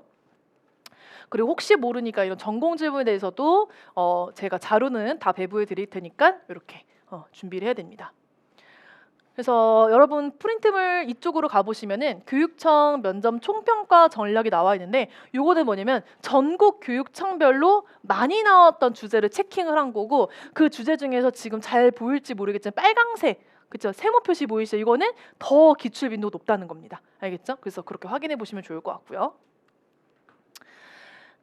자, 그러면 제가 여기까지 여러분들에게 설명해 드렸을 때, 지금 보면은 청별로 면접 특징이 너무 다 상이하잖아요. 그럼 이제 앞으로 어떻게 공부를 할 것인가에 대해서 교육 전략에 대해 설명을 드리면은, 일단은 공직, 조직, 그리고 직무 현안의 정보 수집은 다 해야 돼요. 정보 이해도 다 해야 돼. 기본적으로 이런 정보 수집이 되어야지 뭐 구체적인 질문이든 복합형 질문이든 얘기를 할 수 있죠. 정보가 없거나 지식이 없으면 얘기를 할 수가 없어. 그래서 우리가 여기 이거는 제가 너무 당연한 거기 때문에 일부러 안 넣었어요. 당연히 들어가는 거고요. 직무, 행정실에서 하는 거, 지원청에서 하는 거 다 설명해 드릴 거예요. 그리고 그때 필요한 우리 교육행정직과 뭐 사서직의 역량 이런 것들, 그리고 민원도 어떤 민원이 자주 들어오는지, 이것도 여러분 그런 거 있어요. 지원청에 들어오는 민원이 있고 학교 행정실에 들어오는 민원이 조금 달라요. 그러니까 이런 것도 알아야 돼. 그걸 아는 것과 모르는 것은 다양한 질문들이 들어왔을 때 내가 다양하게 답변할 수 있는 소스가 없다는 거니까 아는 게 되게 중요하겠죠. 그래서 이런 것들도 수업 시간에 다 설명드릴 거고, 현안 알아야지. 공직 조직 현안도 알아야 되고, 교육 현안, 지역 현안, 대상 현안, 직렬 현안 이런 거 알아야 되는데, 이제 교육 현안을 보면 뭐 교육 복지, 미래 교육, 그리고 뭐 농촌 유아 이렇게 해서 교육에서 좀 요즘에 강조하고 있는 것들, 그리고 지역 현안이라고 한다면 이거는 내가 지원한 청에서 일어나고 있는 현안을 알아야 돼요. 경기도하고 서울시, 인천시, 수도권은 지금 학급 과밀이잖아요, 그렇죠? 근데 반대로 그 외 지역은 오히려 작은 학교, 이런 지방 소멸 문제가 있기 때문에 조금 각각 다르게 우리가 좀 준비를 해야 되는 게 있고, 교육 격차도 준비를 해야 되고, 그리고 정권이 바뀌었잖아요, 지금. 그래서 이제 앞으로는 좀 더 약자 지원에 포커스가 맞춰질 거예요. 그래서 우리가 학교 안에서도 학생들이라고 하더라도 그 당연히 교육 격차가 일어나는 대상이 있겠지만, 그 교육 격차의 원인은 좀 소득이 낮을 수도 있고요. 아니면 다문화 학생일 수도 있고요. 너무 다양한 케이스가 있겠죠. 그래서 취약계층이라든지 뭐 소외계층이라든지 이런 어떤 취약 지원이 되게 더 많이 앞으로는 집중이 될 건데, 그게 올해 더 나올지 내년에 나올지는 잘 모르겠지만 그건 좀 흐름을 좀 봐야 될 것 같아요. 그래서 그런 부분도 일단 알고 들어가는 게 되게 좋고, 또 이제 장애인 학생, 그렇죠? 장애인 학생, 그리고 이런 부분들 전체적으로 다 저희가 짚고 넘어갈 필요가 있다라는 것, 알겠죠? 그래서 정보 수집을 좀 다양한 관점으로 준비를 해야 되고요. 그럼 답변 훈련은 어떻게 할 거냐? 일단은 기본적으로는 전 이렇게 할 거예요. 아까 제가 자유형 교육청 같은 경우에는 질문이 되게 직관적이고 심플하다고 했잖아요. 일단 저는 그렇게 수업을 먼저 시작을 할 거예요. 처음부터 복합형 수업을 해버리면은 여러분들이 수업은 이해하는데 새로운 뉴 질문이 나왔을 때 절대 해석을 못해요. 그래서 일단은 각 주제 유형별로 수업을 다 할 거예요. 그리고 이 수업을 하고 나서 복합형 교육을 별도로 할 겁니다. 이 수업에서 배웠던 거를 응용을 어떻게 하는지, 그러니까 응용 방식을 알아야 돼. 그러니까 기본이 안 잡혀져 있는 상태에서 심화부터 배우면 수업에는 100% 이해하는데 모의 면접 할 때 아무도 못해요. 그래서 기본 채우고 심화로 넘어가야 돼요. 알겠죠? 그래서 그렇게 진행할 겁니다. 그래서 이렇게 진행할 거고, 그리고 이제 모의 면접 같은 경우에는 이제 프리미엄 대상으로 진행이 되긴 하지만 지금 뭐 서울시라고 나와 있는데 너무 서울시 편애하는 것 같죠? 아닙니다. 똑같이 교육청에서 진행하는 면접 현장 방식 그대로 할 거예요. 예를 들어서 즉답형 지원은 제가 책상 위에 딱 두고 질문지 펼치고 답변하는 거, 시간 초 다 돼서 다 컨트롤할 거예요. 똑같이 가야 돼요. 이거 똑같이 훈련 안 하면 의미가 없는 거잖아요. 뭐 자유형 면접 보시는 지역 같은 경우는 그냥 정말 자유형대로 갈 거고, 구상형 면접 보는 경북 같은 경우는 제가 구상실에서 5분 시간 재고 나와라 해서 똑같이 질문 펼치고 동일하게 갈 겁니다. 그래서 당연히 1대1 개별 분석을 해서 여러분들 질문에 대한 답변 첨삭 같은 것들도 진행을 해드릴 거고, 여러분들의 답변을 개개인 맞춤으로 변형을 해드릴 거예요. 그 모의 면접 내내 진행을 할 겁니다. 그렇게 모의 면접이 진행이 될 거고요. 그리고 커리큘럼을 좀 간단하게 설명드리면, 좀 커리큘럼을 봐야지 이해될 것 같아요. 오늘 하고 있는 특강도 일단은 올라가긴 합니다. 올라갈 거고요. 그리고 여러분들 이제 공직에 대한 것들 이런 거 있잖아요. 이거는 사실은 교육청 단독이 아니라 국가직, 지방직 공통 수업이에요. 그래서 지금 다 제가 지방직 수업도 같이 하고 있거든요. 교육청 수업만 하는 게 아니라 이제 다음 7월 2일 날 저희 지방직 개강을 하거든요. 7월 2일 날에는. 그래서 이거까지 할 시간이 조금 없어서 어차피 국가직하고 지방직은 똑같은 수업이니까 요건 제가 인강으로 대체를 할 거예요. 대신에 인강 대체하고 제가 이제 여러분들 수업 시작하면은 과제를 내릴 거예요. 그래서 인강을 보고 과제를 해오시면 돼요. 여기까지도 인강입니다. 이거는 이제 여러분들의 막 가끔 뭐 갈등 경험, 협동심 경험, 청렴심 관련된 경험 이런 키워드별로 본인의 경험을 리스트업을 일단 해야 돼요. 그래야지 직무 맞춤으로도 변형을 할 수 있고요. 그래서 이것도 국가직 수업이랑 공통 수업이에요. 그래서 여기까지도 인강인데 요 두 개는 제가 카페에 올려드릴 거예요. 끝나고 해야 될 과제. 그 과제를 해오시면 돼요. 그리고 이제 본격적인 수업이 이제 7월 7일부터 시작이 되는데 7월 7일부터 이제 여러분들 뭐 면접 총평 좀 청별로 다시 한번 설명드리고 요때 이제 되게 중요한 수업이 될 거예요. 교육행정 외 직렬을 써놨는데 아까 제가 학교 행정실에서 하는 일, 지원청에서 하는 일, 그리고 각각의 그 업무를 수행할 때 필요한 어떤 역량이라든지 지식 이런 거 있잖아요. 그때 수업을 다 해드릴 거예요. 교육청에 관련된 거. 그리고 여러분들이 이제 앞으로 행정실에서 근무할지 지원청에서 근무할지는 몰라요. 모르지만 여러분들이 이제 지원청에서 근무한다고 가정을 하고 그때 우리가 관련된 정보 수집과 분석은 어떻게 해야 되고 내가 교육행정직으로서의 나의 강점을 어떻게 매칭을 시켜드려야 되는지에 대해서 수업을 다 해드릴 거예요. 그래서 2시부터 6시까지 해서 4시간 수업이 진행이 됩니다.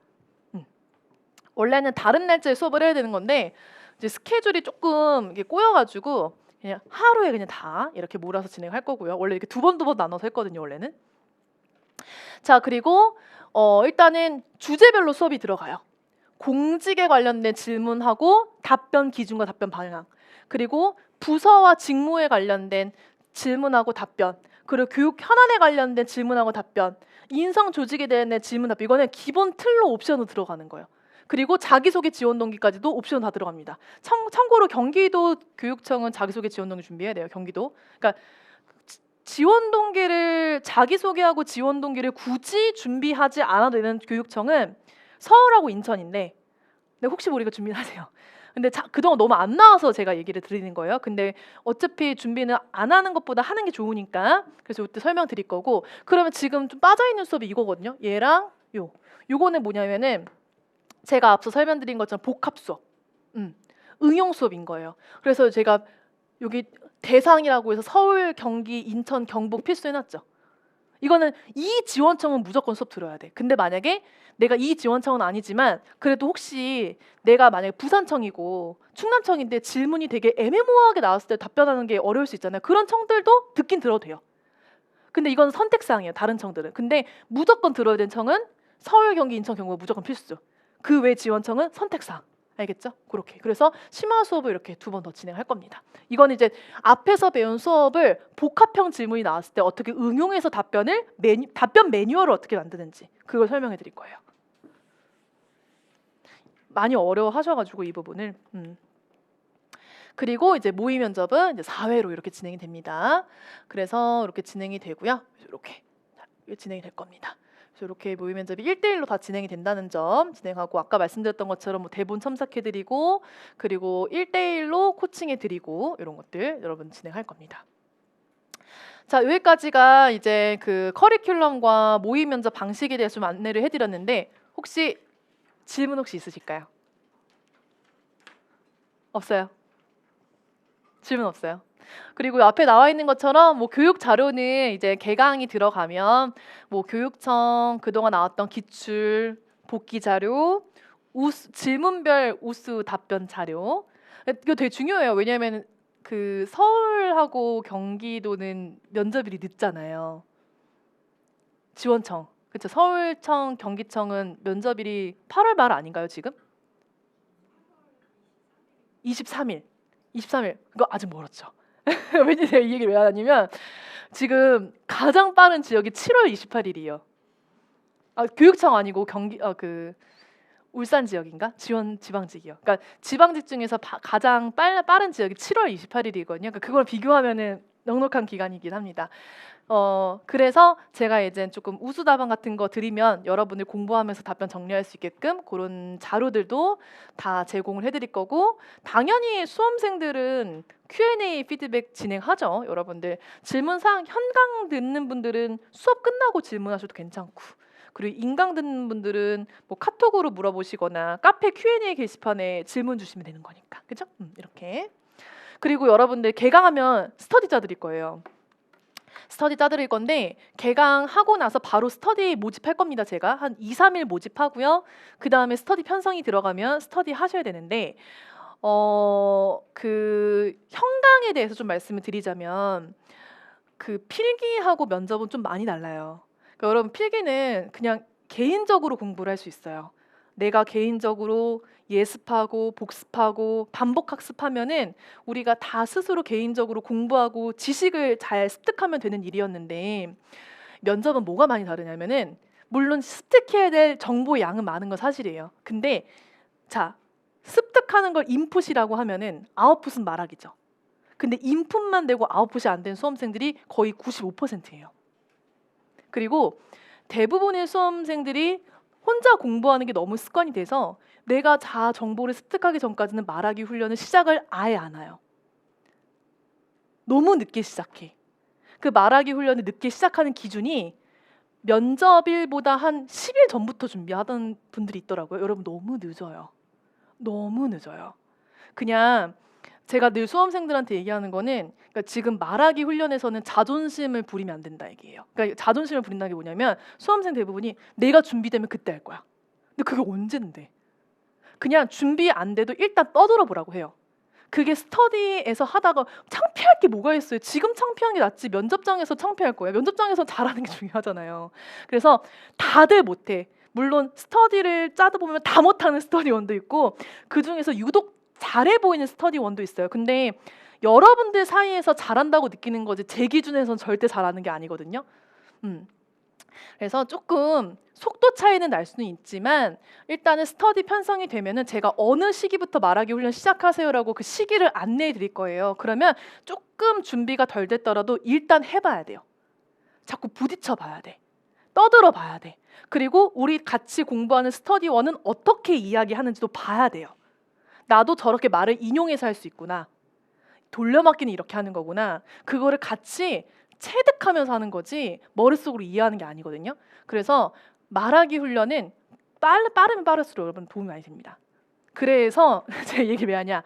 스터디라는 게 되게 중요한데 스터디를 현강 수업을 듣는 분들 중에서 그런 분들이 있어요. 막 저는 막 수원시 아까 성남에서 오셨다고 했잖아요. 그러니까 멀긴 멀어요. 이게 막상 특히 막 수업하러 오려면 막 학원 막 2시간 걸려서 오시는 분들도 있는데 만약에 그래도 수도권에 거주하는 분들이라면은 조금 거리가 멀더라도 학원 오셔서 수업하시라고 제가 말씀을 드리고 저희가 수업이 보통 오후 수업이잖아요. 2시부터잖아요. 그럼 오전에 시간이 비어 있죠. 그러면 스터디가 만들어지면은 한 11시까지 오세요. 10시까지 오세요. 그리고 저희가 스터디 룸이 있으니까 거기에서 연습하고 수업 들으고 오면 되잖아요. 그렇죠? 수업 전에 같이 스터디하고 그리고 하고 나서 같이 공부하고 이렇게 진행이 되면 되는 거기 때문에 스터디를 통해서 자꾸 말하기 훈련을 시작을 하셔야 돼요. 최소 우리가 월수금 수업은 하기 때문에 최소 면접 한 달 전까지 3주 전까지는 일주일에 최소 3번 하면 좋겠고요.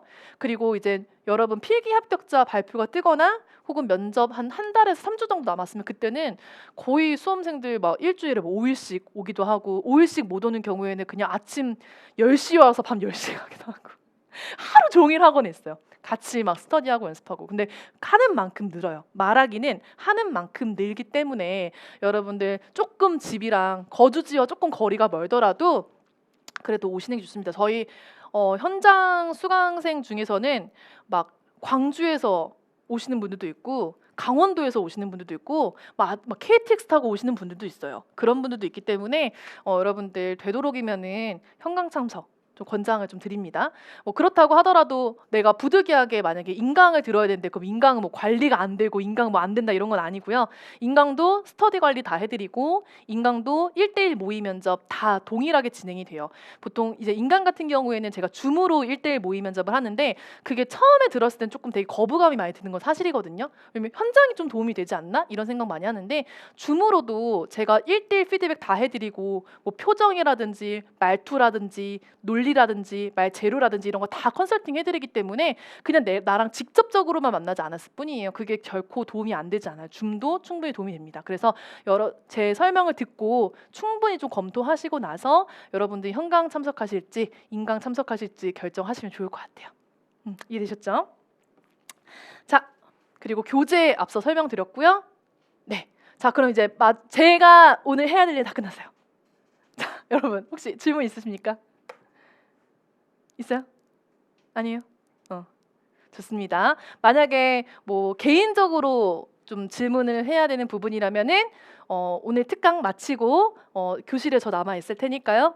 저한테 질문 주시면 되겠습니다. 수고 많으셨습니다.